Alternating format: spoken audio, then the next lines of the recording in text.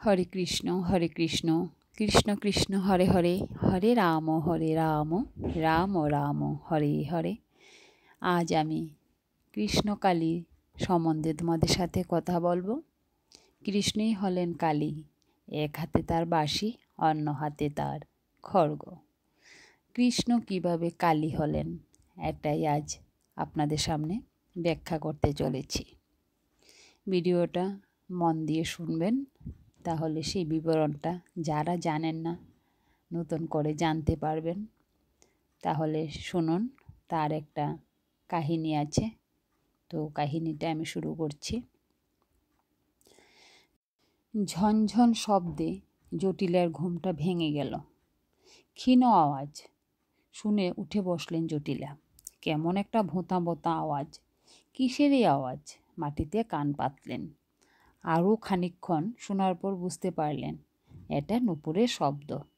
কিন্তু নূপুরের শব্দ তো এইরকম হয় না। এত শ্বাসরুদ্ধকর আওয়াজ, এত মৃদু, এটা কি করে নূপুরের শব্দ হয়? পরক্ষণে মনে পড়ে গেল কুটিলার কথা। কুটিলা বলেছিল জটিলাকে, রাধা নূপুরের তীব্র ধ্বনিকে মৃদু ও ক্ষীণ করতে নূপুরের উপর কাপড় জড়িয়ে নেয়। এ তাহলে সত্যি রাধার একটা ছলনা। এত স্পর্ধা এই রাধার, স্বামী থাকতে অভিসারে যাবে ওই কানাইয়ের সঙ্গে। ক্যাচ করে একটা মৃদু আওয়াজ পেলেন। এবার পেছনের দরজাটা আলতো আর্তনাদ করে উঠল যেন। আর দেরি করলেন না জটিলা। বোন কুটিলার ঘরে এসে ডেকে তুললেন তাকে। তারপর ডেকে তুললেন স্বামী আয়ান ঘোষকে। সদ্য ঘুম ভাঙা আয়ানের মনে ভরে দিলেন বিষ। তরোয়াল হাতে চললেন আয়ান। আজ হাতে নাতে ধরবেন শ্রী রাধিকা ও কানাইকে। এত দূর স্পর্ধা। কিন্তু মুশকিল হলো, আধা রাত, আগামীকাল অমাবস্যা, তাই চাঁদের আলো নেই। উপরন্তু ঘন কুয়াশা।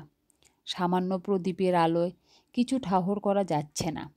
কুটিলা উপায় দিলেন, দুর্জনের ছলের অভাব নেই, তাই তিনিও পরিকল্পনা করেই রেখেছিলেন। দুপুরে জম্পেশ করে নাপিত বউকে দিয়ে আলতা পরিয়েছিলেন রাধার পায়ে। কুয়াশায় ভেজা মাঠ পথে লাল পদচিহ্ন আঁকা হয়ে রয়েছে। সেই দিকে ছুটে চললেন সকলে। ওই যে কুঞ্জবনের মাঝে দেখা যায় আলো। তারপর আয়ান একই দেখলেন। আয়ানের হাত থেকে খসে পড়ল অস্ত্র। চোখ দিয়ে অঝুরে নেমে এলো অশ্রুধারা। পশ্চাতে জটিলা এবং কুটিলা তখনও কথা বলে চলেছে। কিন্তু সে চিত্রপীতির নেই স্ত্রীর। ভক্তির আবেশে চোখ বুজে আসে আয়ানের। তার ইষ্টদেবী পরমা শক্তি মা কালিকা তার সামনে। কিন্তু মায়ের কেমন রূপ! বরাভয় মুদ্রা, অথচ হাতে বংশী ও খড়গ। এ কি আশ্চর্য রূপ দেখালেন তাকে মা! শ্রীরাধা বনফুলের মালা গেথে মায়ের সেবায় মগ্ন। থরথর করে কেঁপে উঠে আয়ান। লুটিয়ে পড়লেন মায়ের পদতলে। মাতৃকায়া কৃষ্ণকালী, চতুর্ভুজা কৃষ্ণবর্ণ, চড়া মুকুট মণ্ডিতা, দক্ষিণ হস্তে শঙ্খ ও খড়গধারিণী এবং নবযৌবন সম্পন্না। বাম হস্তে খড়গ ও চক্র ধারণ করে আছেন এবং মুন্ডমালা বিভূষিতা। গোপিনীদের ধারা অর্চিতা এবং নানা লঙ্কার ভূষিতা। কৃষ্ণকালী পূজা, মাঘ মাসের কৃষ্ণ চতুর্দশী, ভগবান শ্রীকৃষ্ণের মা কালী হওয়ার দিন। এক কথায় কৃষ্ণকালী পূজায় এক সন্ধিক্ষণ, যে সন্ধিক্ষণে ভগবান শ্রীকৃষ্ণ পরমা প্রকৃতি অর্থাৎ শক্তিতে লীন হয়ে যাচ্ছেন এবং তার সাথেই দুই মতবাদ একই ধারায় এসে মিশেছে। সে ধারা হলো বিশ্বাস এবং সমর্পণ। কিংবদন্তি মতে ওই দিন মা এবং শ্রীকৃষ্ণ যুগপৎ শ্রী রাধাকে রটনা হেতু উত্থাপিত কলঙ্ক থেকে উদ্ধার করেছিলেন। তাই এই পূজার অপর নাম রটন্তী কালী পূজা। এই কালী পূজা অমাবস্যায় হয় না, বরং চতুর্দশীর সেই মহান সন্ধিক্ষণকেই স্মরণ করে।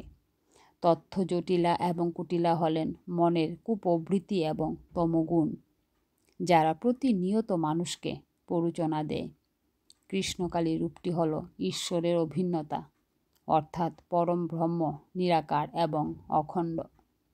তো রটন্তী কালী পূজা মানেটাই হলো সৃষ্টিটাই শুরু হয়েছিল সেই রাধা কৃষ্ণের অভিসার নিয়ে।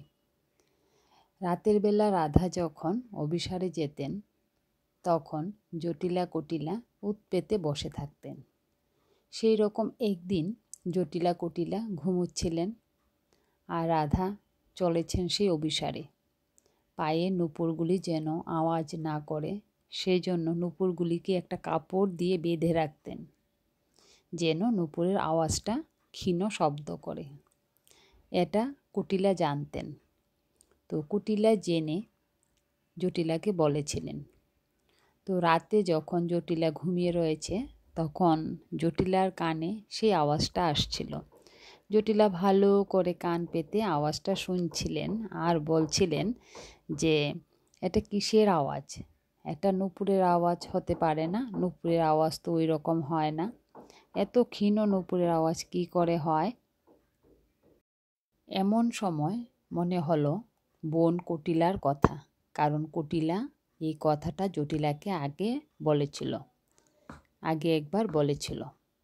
তখন তাড়াতাড়ি জটিলা উঠে কুটিলাকে ডাকাডাকি শুরু করলো। কুটিলাও তখন ঘুমোচ্ছিল।